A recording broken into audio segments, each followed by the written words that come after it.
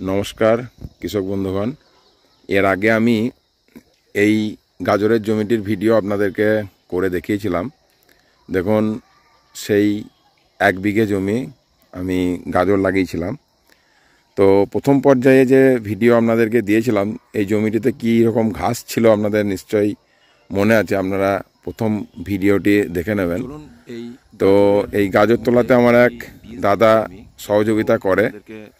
তো আমি এই দাদার, আমি তো আমার নিজের জমি, সে তো আমি ভালো বলবোই, কিন্তু দাদা কি বলছে গাজরগুলো দেখুন একটু। অঘ্রাণ মাসের 1 তারিখ থেকে আমরা গাজর তুলছি। তো অগ্রহায়ণ মাসের 1 তারিখ থেকে আমরা এই যে গাজর কিন্তু রয়েছে, এখনো অনেক গাজর রয়েছে, এখনো প্রায় দেখে বুঝতে পারছেন গাজর কিন্তু 2বার তোলা হয়ে গেছে। ওইদিকে গাজরের কাটা চলছে, ওই যে সামনে আমার আলু লাগানো হয়ে গেছে ওদিকটাই।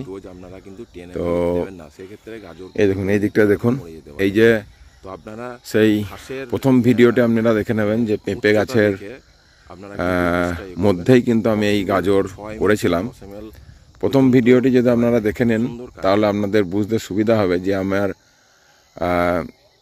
কী ধরনের চাষ হয়েছে এবছরে, কতটা পরিকল্পিতভাবে এটা করা হয়েছে। দেখুন, এই দিকটা ফাঁকা হয়ে গেছে, এই দিকটাও ফাঁকা হয়ে গেছে, এই দিকটা ওই দেখুন, ওই দিকে আমার আলু বসানো হয়ে গেছে অলরেডি। আজকেই দেখুন এই যে গাজরের জমি ফাঁকা থাকে বলে যে পেঁয়াজ চাষ করে দিয়েছি, পেঁয়াজের চারা বুনে দিয়েছি। তো পরিকল্পনা আছে যে এই যে দিকটা রয়েছে এই দিকটাতে আমি 4-5 কাঠা মতো পেঁয়াজ চাষ করব। আজকে হচ্ছে ডিসেম্বর মাসের 24 তারিখ, কাল 25 তারিখ, কাল বড়দিন।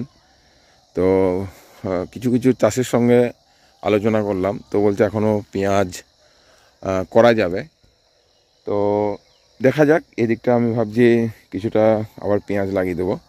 তো এরপরে আবার একটি নতুন এক্সপেরিমেন্টের জন্য আমি এই দিকটাতে F1 যেগুলো হাইব্রিড যে গাজর, ঠিক আছে, সেই গাজর আবার আমি এক্সপেরিমেন্টাল হিসাবে আবার চাষ করার পরিকল্পনা নিয়েছি। এই দিকটা গাজর উঠে যাওয়ার পরে আবারও নিয়েছি। তো আমি যে বীজ লাগিয়েছিলাম সেটি ছিল টকিটার বীজ।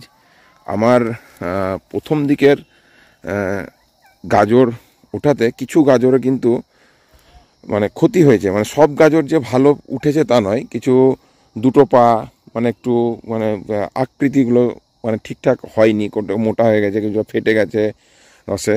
তবু আলটিমেট কিন্তু মানে লাভের দিকটা বেশ ভালোই হয়েছে।